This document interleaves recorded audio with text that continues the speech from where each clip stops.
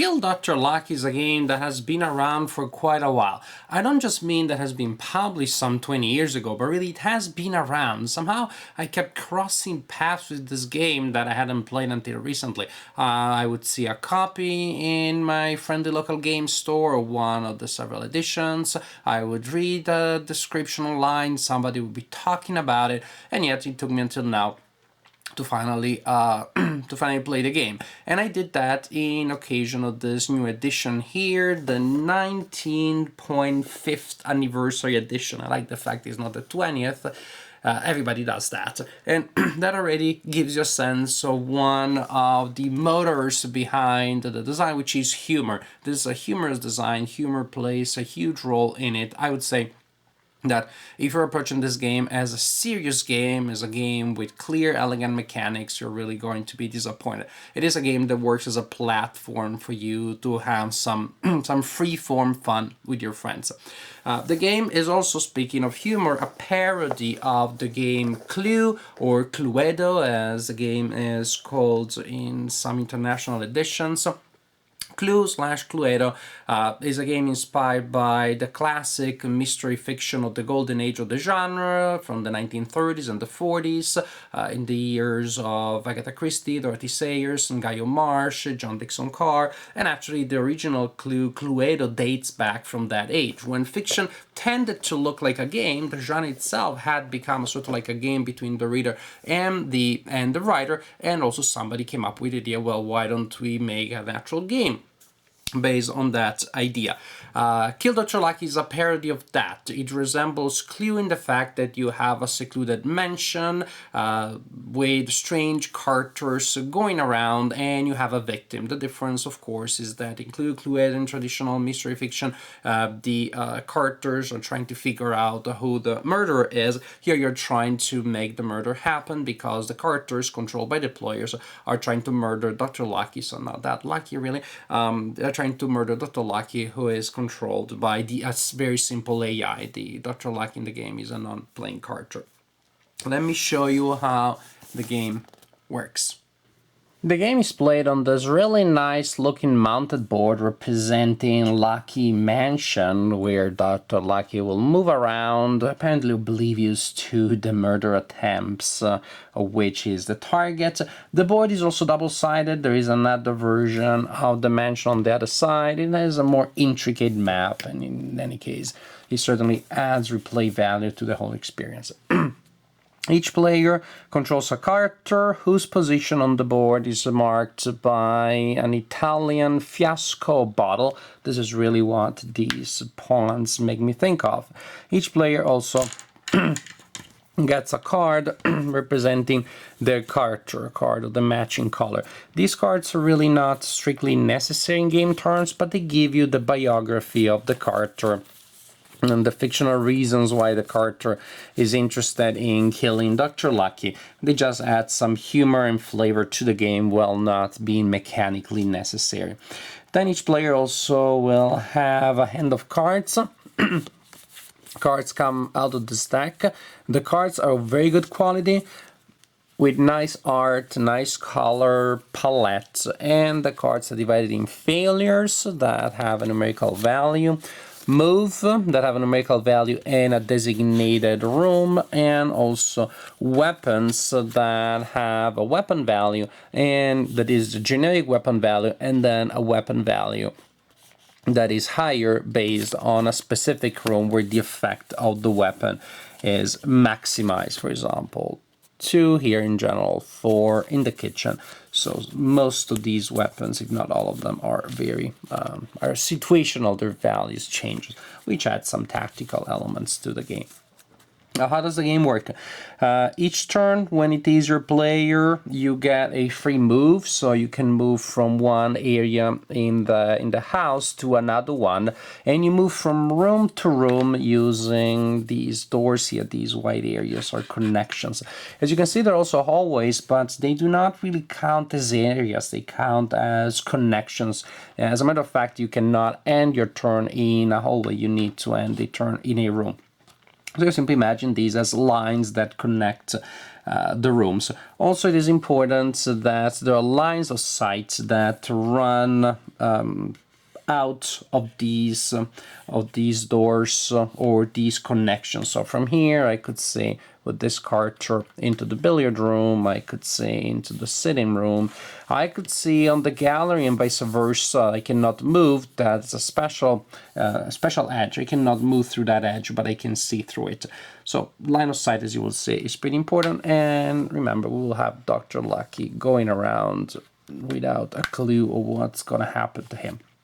So you get a free move, but you also get to move more spaces if you play one of these move cards. Then you get the value indicated on the card, or the card allows you to directly jump to the designated area. So there is that teleportation aspect to it.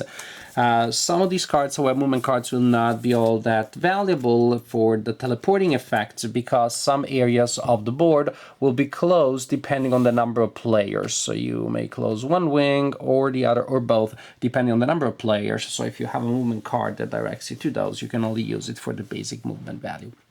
And you can move through a card first and then use your free move to an adjacent area, or use the free move first and then the card next. It doesn't matter. You have some flexibility there. Then, if you are alone in a room and nobody can see you, no one has a line of sight to you, you can draw another card, so no one can see you. That means that the Carters and even Dr. Lucky, you're completely alone in the dark. Then you can pick up a card that represents you have figured out some plans on how to move fast through the mansion, or you picked up a weapon when nobody was looking. It's a fun mechanic there. It works mechanically and it works thematically. But the most important thing, if you are alone in a room with Dr. Luck and no one can see you, then you can try to murder the old man. To do so, you need to play usually to play a card. It's a good idea. Now, your Carter has a basic attack strength of 1. If you play a weapon card, you add the value of the card to your basic strength, and depending on where you are, you may be able to actually add the increased value instead of the standard one. So between your basic strength of 1 and possibly cards value, you will have a certain attack strength, to talk in word game terms, and the opponents may try to stop you by playing failure cards, and they need to play failure cards that match or exceed your attack value. If they do so, they foil your attempt, so you do not win the game, because killing Dr. Lucky is the point in the game, and the first player that achieves that is the winner of the game. So they foil your attempt, and otherwise, well, if they cannot stop your attempt, you win the game. When they do stop a murder attempt, however, they increase your resolve. And so you take one of the cards that was used in the attempt, and that usually would be discarded, and you put it face down by you. And you can put it under your Carter card. And that represents what the game calls a reason. It is a bonus. I like to think of this as resolve. The more you try, the more you get stuck on wanting to try more. That means that each failed attempt becomes a reason card or a token. You can think of it as a token because at this point the function of the card is only to mark how many attempts you made. And each such attempt, each resolve reason card is a +1 on your basic strength. So this Carter here tried to murder Dr. Lucky once, failed. Now as an extra card here, now the basic strength is 2. In this case, the basic strength is 3, and so on and so forth. Each failed attempt becomes a permanent +1 on your Carter. That means that it's a good idea to just try to kill the old man every time that you get a chance, even if you don't think that you have a big chance, because that increases your resolve, which of course is, I don't know, thematically a little strange, but it works. It works mechanically. After you've taken your turn, Dr. Lucky moves, so he moves to the next room. As you can see, the rooms are numbered, and he simply follows the path that is created by the natural progression of the numbers. However, if Dr. Lucky moves into a room that contains a player, the player's pawn, that player becomes the next player, so the turn order can be altered. That also means that now this player gets to take the next turn. Of course, that also means that you can manipulate things and kind of like walk in front of Dr. Lucky, because you can use your turn to move into the area where he'll go next. Then you'll go next, and you continue like this because you keep taking the next turn because you are the player with that Dr. Lucky just joined. This will not go on forever because sometimes the rooms are not adjacent to one another, especially if a wing is closed, then he'll go to the next highest number, which may not be adjacent to where you are, so you may not be able to teleport to the location where it is, so that breaks the lucky train. You're riding the lucky train. One doesn't allow you to take turns forever. Another thing that breaks this chain of events is if there is a room that is occupied by multiple players, then it is the next player in player order that goes. So that means that you're able to ride the lucky train only as long as there aren't other players occupying the room. So multiple players jump on the train, and you can then, so to speak, they push out the previous player. The turn order can change based on that. And this is really the entire game. You continue like this, getting your free move and then playing other cards to move or to try to attempt to murder the man. You will play cards to stop other players from murdering the old man. You will place yourself in dark, lonely rooms so you can get more cards, and you continue like this until a player is alone in the room with Dr. Lucky, no one's looking, and a murder attempt made at that player is not stopped by the other players. Then the player wins the game by murdering Dr. Lucky. So, Kill Dr. Lucky, the Deluxe 19.5th Anniversary Edition. Production-wise, it's a very nice production. The components are strong, sturdy, colorful. There's this strange thing that there is a card on the back of the box, and this card is also an illustration in the rulebook, and I didn't find the card, at least in my version of the game. Also, I simply don't think there is a pawn for it. Minor glitch, but it seems an interesting card, you know. Young woman with a crossbow. Who doesn't like that kind of card trick? So, minor glitch. Production-wise, this is a solid product. Nice looking, tactile feel is definitely pleasant. So, nice production. As for the game, as I said in the introduction, it is not an elegant game. It is not even technically a good game in terms simply of game mechanics, of the way the moving parts of the game go together. There is no elegance in the design, and of course that also resembles the original Clue, that feels awkward, feels like an animal that moves in a clumsy way. I said technically it's not a good game, a strong game, an elegant game. Doesn't mean it is a bad game or unfun to play. But it is a very situational game. It is a game that really can create the desired effect only with the right people that are in the right mood, possibly have had the right combination of drinks. It has about the atmosphere that the game creates and the mindset of the players that approach the game. Again, if they're just playing it like it's an elegant Euro game, they're going to be disappointed and annoyed. There is a huge random element. The game is weird and chaotic to play, especially with a large number of players. Incidentally, I did not play with a large number of players, and I would not, because I imagined that then the chaos would be too much, the downtime would be annoying.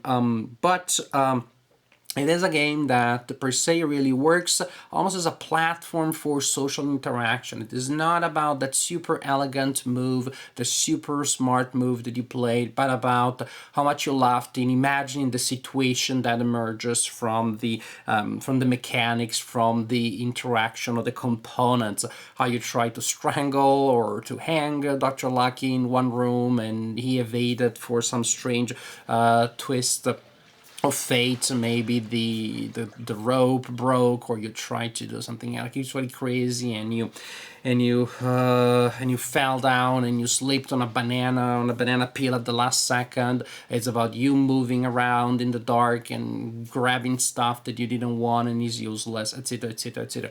It really is, I wouldn't say an RPG game, but really a sort of generator of humorous situations, of slapstick situations. In that sense, the game actually reminded me of the movie Clue from the 1980s, the one by John Landis, much more than it reminded me of the original game. It has that kind of humor of the crazy thing almost happening.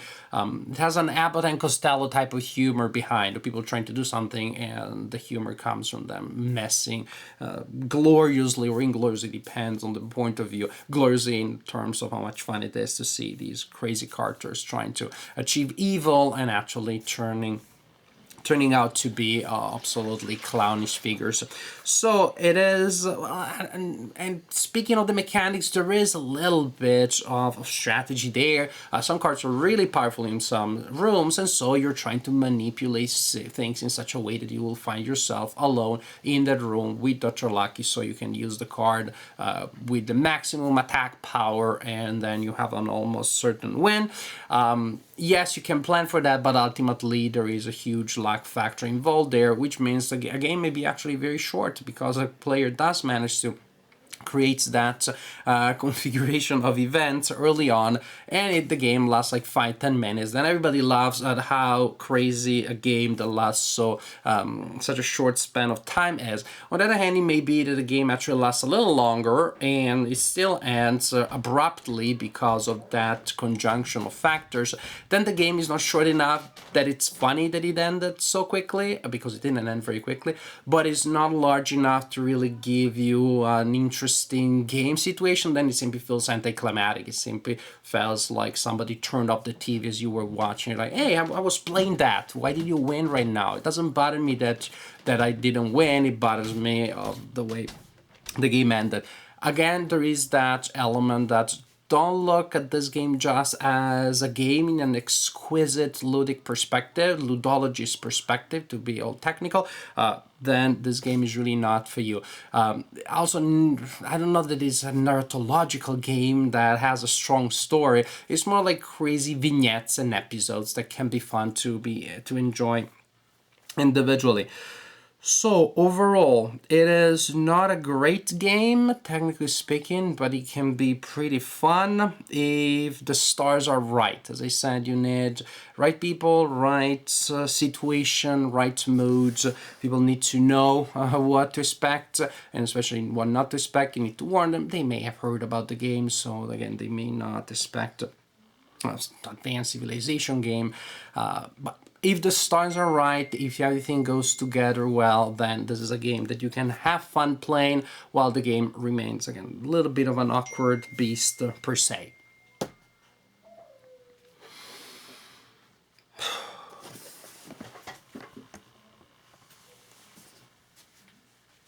There it is. You're caught. What a disaster. I'm having difficulty with the game. What the hell did I do? Kill Dr. Lucky, of course.